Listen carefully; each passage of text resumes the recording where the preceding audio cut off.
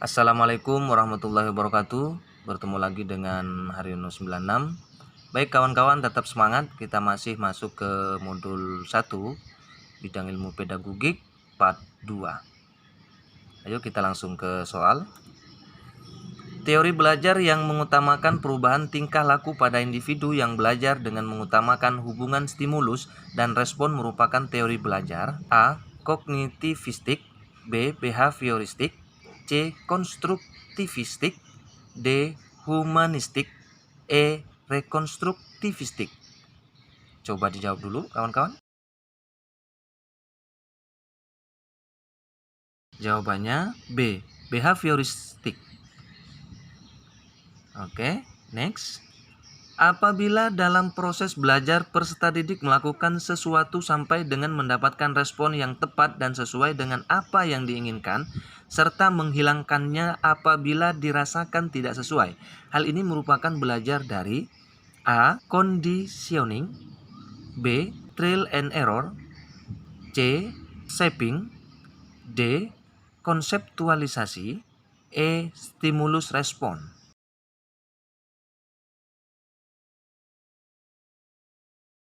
Jawabannya B. Trial and error.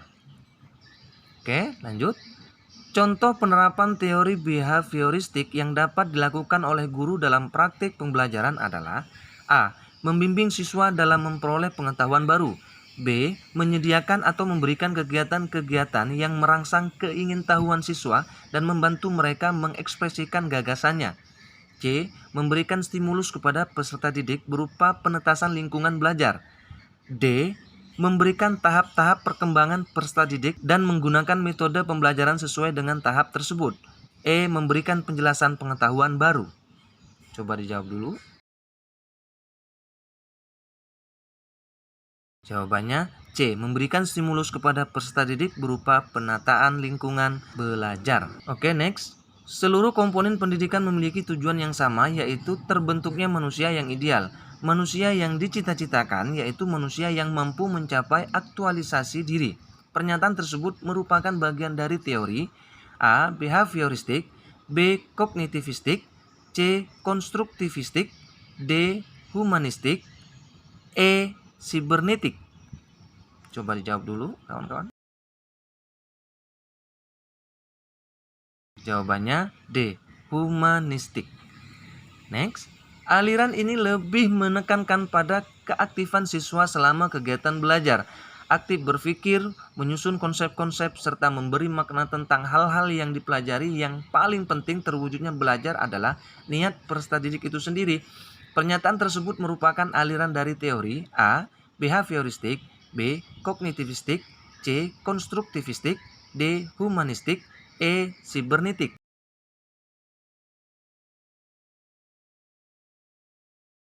Jawabannya C. Konstruktivistik. Next.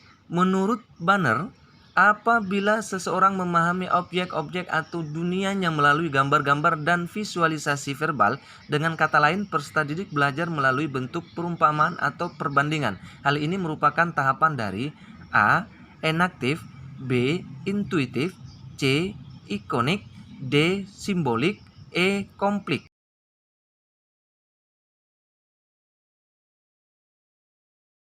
Jawabannya C. Ikonik. Next. Pada tahap konseptualisasi, kemampuan yang dimiliki oleh peserta didik adalah A. Mampu memecahkan masalah, B. Mampu membuat peraturan, C. Mampu memahami sebuah kejadian, D. Mampu mengalami sebuah kejadian, E. Mampu memahami permasalahan.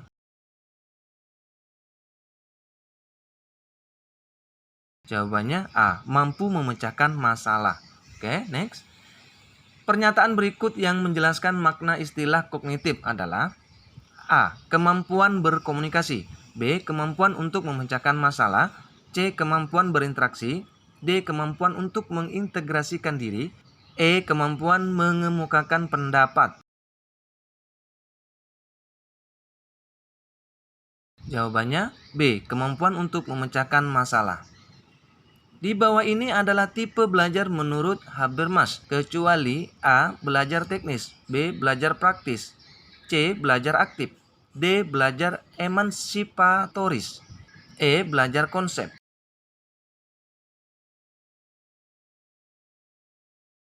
Jawabannya C. Belajar aktif.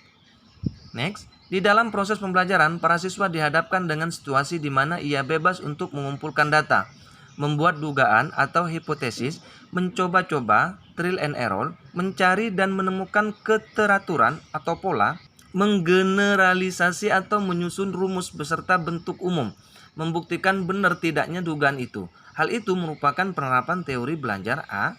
Kognitivistik, B. Humanistik, C. Behavioristik, D. Konstruktivistik, E. Sibernetik.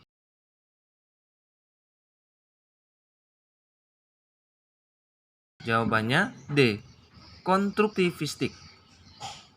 Kurikulum sebagai seluruh aktivitas peserta didik baik dilakukan di dalam maupun di luar kelas. Berarti A. Menyusun daftar mata pelajaran yang harus dipelajari oleh siswa selama menempuh pembelajaran di kelas. B. Menyusun rancangan kunjungan ke kebun binatang untuk menyelesaikan proyek pembelajaran sains. C. Menyusun aktivitas pembelajaran yang disajikan dalam RPP untuk menjadi dokumen sekolah. D. Menyusun modul pembelajaran yang memuat aktivitas belajar siswa. E. Menyusun daftar isi bahan pembelajaran agar mudah dipelajari oleh siswa dalam proses pembelajaran. Jawabannya B. Menyusun rancangan kunjungan ke kebun binatang untuk menyelesaikan proyek pembelajaran sains.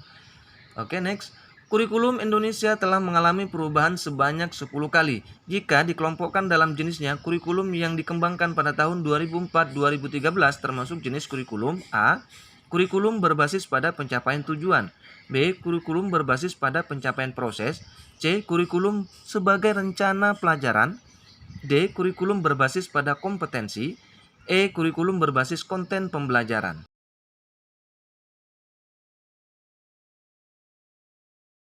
Jawabannya D. Kurikulum berbasis pada kompetensi.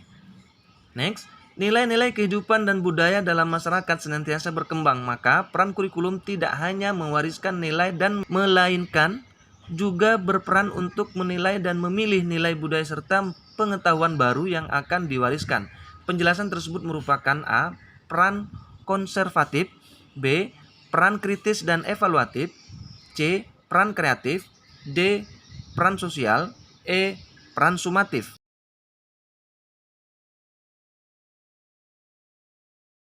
Jawabannya B. Peran kritis dan evaluatif. Di bawah ini merupakan kajian pokok implementasi kurikulum, kecuali A. Mengembangkan program, B. Pelaksanaan pembelajaran, C. Pengembangan kurikulum, E. Evaluasi proses yang dilakukan, E. Merancang dokumen kurikulum. Jawabannya C. Pengembangan kurikulum. Next. Kurikulum bukan hanya dipandang sebagai seperangkat mata pelajaran dan silabus, namun juga harus dipandang sebagai A. Seperangkat alat pembelajaran yang harus disesuaikan dengan peserta didik. B. Seperangkat dokumen yang harus dilaksanakan. C. Rincian jadwal pelajaran. D. Materi yang harus disampaikan kepada peserta didik. E. Seperangkat tujuan pembelajaran. Jawabannya A. Seperangkat alat pembelajaran yang harus disesuaikan dengan peserta didik. Next. Dalam pelaksanaan kurikulum 2013, peserta didik memerlukan berbagai macam sumber literasi untuk menunjang berbagai macam-macam dan literasi. Namun, masih ada sekolah yang tidak memilikinya. Hal tersebut merupakan hambatan dari salah satu faktor. A. Faktor lingkungan sekolah. B. Faktor sarana dan fasilitas. C. Faktor budaya dan ideologi. D. Faktor administrasi. E. Faktor sekolah.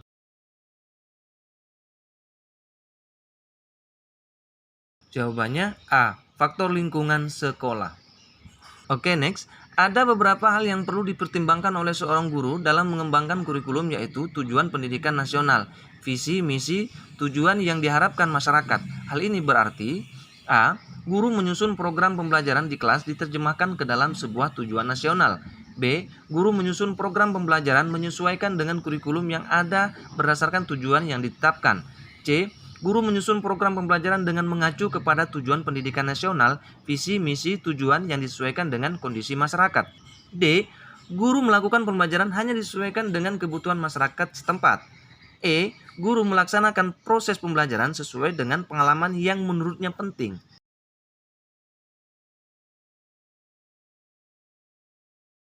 Jawabannya D. Guru melakukan pembelajaran hanya disesuaikan dengan kebutuhan masyarakat setempat. Oke, next. Menurut Friedman, perkembangan teknologi begitu cepat namun manusia belum bisa mengimbangi percepatan teknologi. Dalam pengembangan kurikulum, fenomena tersebut bisa diartikan dan digunakan untuk A. Identifikasi perkembangan zaman sehingga pembelajaran harus mengikuti perkembangan teknologi. B. Mengidentifikasi perkembangan teknologi, menyiapkan strategi antisipasi untuk mengajar ketertinggalan dalam beradaptasi dengan teknologi. C. Mengintegrasikan teknologi ke ruang kelas dan memberikan penjelasan cara penggunaannya. D. Guru tidak melarang, membatasi maupun memberikan edukasi.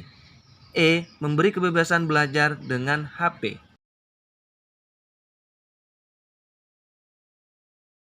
Jawabannya B. Mengidentifikasi perkembangan teknologi, menyiapkan strategi antisipasi untuk mengajar ketertinggalan dalam beradaptasi dengan teknologi. Oke, next. Seperti apa yang dikatakan Friedman, perkembangan teknologi begitu cepat namun manusia belum bisa mengimbangi percepatan perkembangan teknologi. Sebagai seorang guru, maka yang harus dilakukan dalam rangka menyesuaikan dengan perkembangan teknologi adalah A. Tidak menganjurkan peserta didik untuk membawa alat teknologi. B. Membebaskan peserta didik menggunakan alat teknologi di dalam kelas. C. Mengintegrasikan teknologi ke ruang kelas dan memberikan penjelasan cara penggunaannya. D. Guru tidak melarang, membatasi, maupun memberikan edukasi. E. Memberi kebebasan belajar dengan HP. Jawabannya C. Mengintegrasikan teknologi ke ruang kelas dan memberikan penjelasan cara penggunaannya. Next. Dalam kurikulum 2013 terdapat integrasi antara ilmu pengetahuan dan karakter. Hal ini sesuai dengan arah baru program baru UNESCO yaitu A. Ekonomi, manusia, lingkungan, dan sosial lingkungan. B. Pikiran dan benda terintegrasi dalam pengembangan. C. Sains dan nilai religius terintegrasi. D. Pendidikan merupakan integral dari semua perkembangan. E. Pendidikan untuk semua.